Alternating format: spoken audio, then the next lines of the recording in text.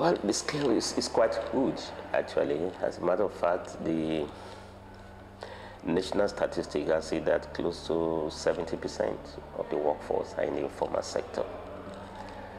And I guess it should be more than that now, because increasingly the formal sector is shrinking for obvious reasons. With respect to textile and garment, we've faced a lot of problem of collapse of industries in recent time, which means that most of our formal industries are closing down. And then that means that a lot of workers have been pushed more and more to the informal sector. But we've tried to organize at the level of informal sector as part of the way to complement our work within the formal sector. Interestingly, in the 70s, 80s, up to 90s, when the industries were vibrant, they were in existence, the tailoring aspect of our work were actually neglected.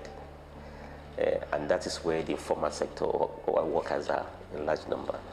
The tailoring or tailors in Nigeria or in West Africa as a whole, they are mostly self-employed, and they are more in large number, in the informal sector. And of course, they are mostly women, So, of course, out of survival, we need to survive. We need to think outside the box of the textile garment sector. So we have to venture into tailoring. And it's been quite remarkable in the last 8 years, the challenges that we have gone into. First, we discovered that a lot of our tailors who are in the formal sector, they are also eager for organizing. As a matter of fact, they were even already organized in a sense, because they have a series of associations, but not in a structured manner that we have. So why they have the number in terms of membership, and they are in hundreds of thousands. I mean, I'm not sure the last estimate we had is about 0.5 million, tailors that we have in the country, about 500,000. I mean, rough census that we could gather from government statistics, but it could be more than that. But we started unionizing effort, and I can say today we've organized close to about, let's say about 35,000.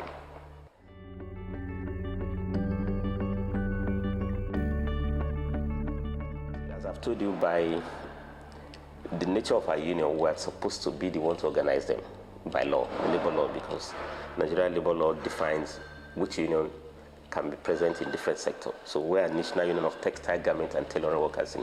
Of course, the tailors have also been organizing on their own separately. So we now approach them, we have organizers, but increasingly we realize that it's better to get organizers from them because the issues are completely different. I mean, you don't talk of minimum wage for the informal sector workers, even though they can talk of minimum income, but no minimum wage as we know it in the formal sector. Collective agreements do not cover them. Then the general campaigns that we do hardly, but we have to now approach them to find out what are their concerns. And we discover that the concerns are more or less the same, only in different forms.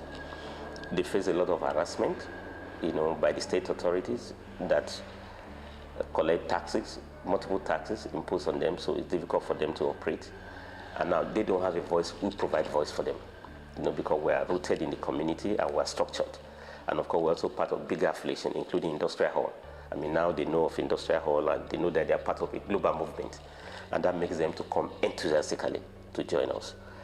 Then secondly, we also discovered that they actually want voice, they want platform, visibility to discuss their issues. And we connect them to the government officials, local government officials, state government officials, and of course, federal level. Then they also need input, for their, tailors. You need things like button, sewing machines, needles, things that, including textile fabric. Don't forget that we produce some textile. So rather than for them to buy goods that you are not sure of the quality and the prices, we can serve as, how do you call it now, as agent for them to link them to the industry. So they can have fabrics at control prices and certain inputs, and of course a question of quality, because the country is also full of made in China. With the drop all the way, that kills our jobs and also it undermines their own work. So the union provide those services, and they find that quite extremely useful.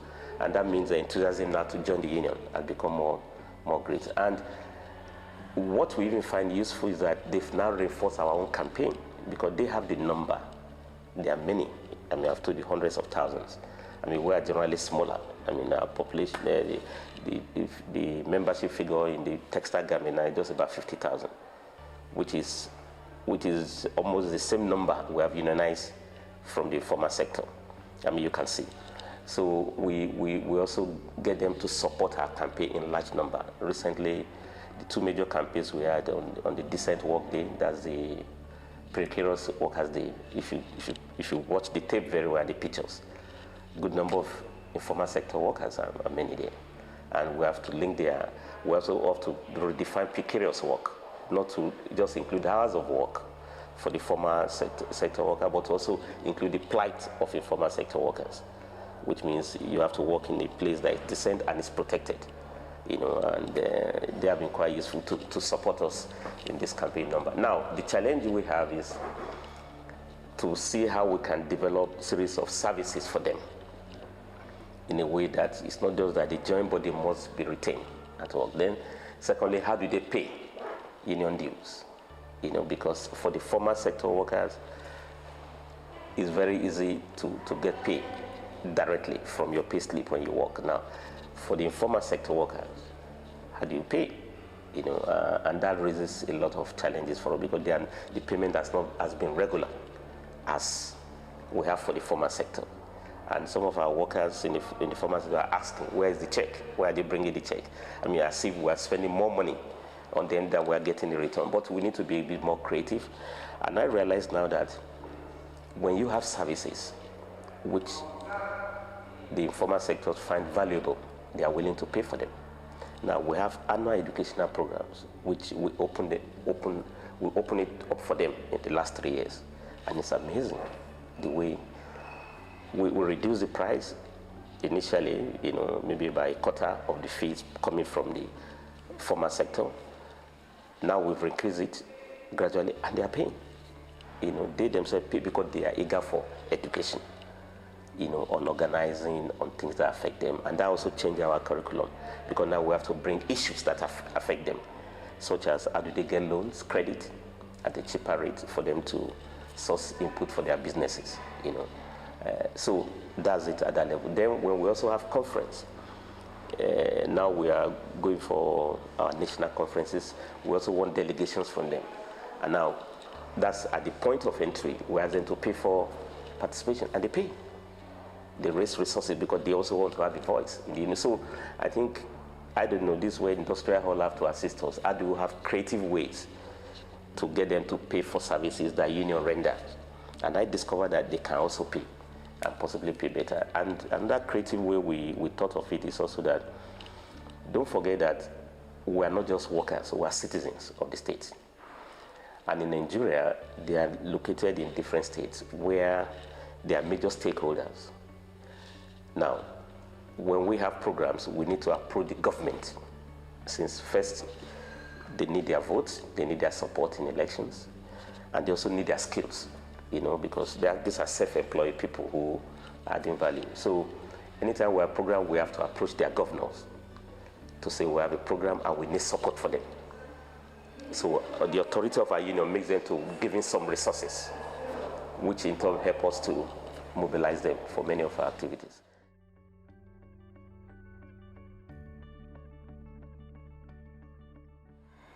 This affirmative action that we had on women participation, about 40%, very useful, but most unions can hardly meet that, not because they don't want to, but because they don't have female members. You know, and we've discovered that by organizing in the formal sector, we now have a good number of female members who can come in. So we are moving, that makes us to encourage female participation. Now we've amended our constitution to allow them to come and participate, to also hold elective offices. You know, and I've got a women committee, health and safety committee. We've also put them there, organizing committees. And now they are coming up in terms of our leadership structures. And we intend to amend the constitution finally to allow for top leadership participation coming from the informal sector. You know, and that requires a lot of persuasion of our members to get it done. you.